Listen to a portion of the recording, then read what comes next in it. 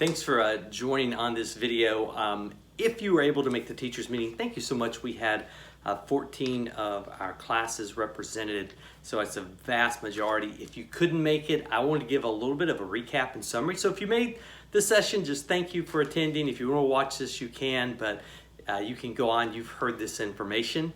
If you weren't able to attend, I wanted to make sure I could get this information into your hands so that you would have it and hopefully be helpful to you.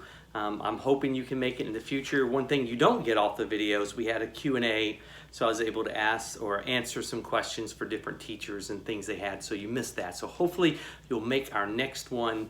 It'll be after summer, so it's probably going to be the Sunday following Labor Day, but I'll confirm that with you. A couple things I wanted to go over. First, I went over a chart, and this chart here, you may not be able to see it really well, but I have it attached to the file.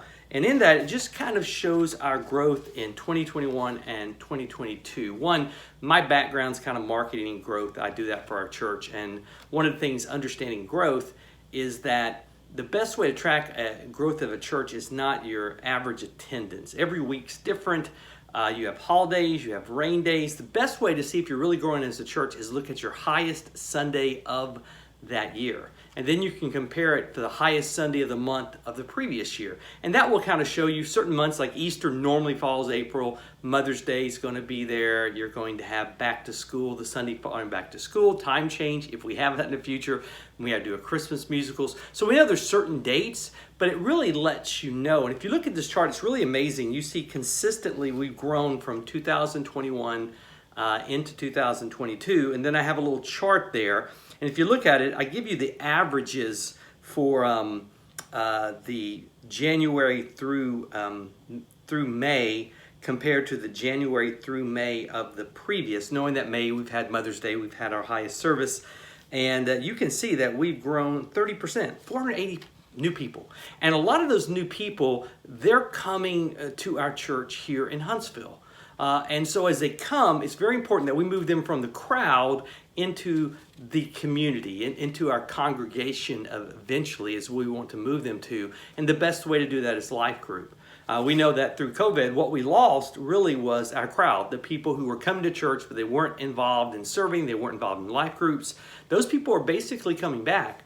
And so we want to make sure with these new people who are coming that we attach them to something. And life group is the best place for a relationship to happen, and God changes us in the context of a relationship, so we want them in your class. Secondly, I will attach, because I went over the 5 ways to grow your class. Just real simple stuff. Like I said, Vince Lombardi used to start every year with a football, and he said, "Gentlemen, this is a football." And he would talk in the basics. And this really is the thing you can do. Put a lot of emphasis in that last point, having a class host. Somebody, when a new person comes in, their job is, 1, to get their name. 2nd, to connect them with some other couple in the class that kind of takes over talking to them, getting to know them. In a perfect world, they take them to lunch or they set up a time to talk later that week. But anyway, that's what we went over in our Sunday school class, and I do appreciate everything you're doing as a leader. I hope you can apply some of these steps so as these new people come in, we can integrate them in. And we're so glad that God's blessing us and we're able to reach more and more people. Thank you guys so much for watching the video.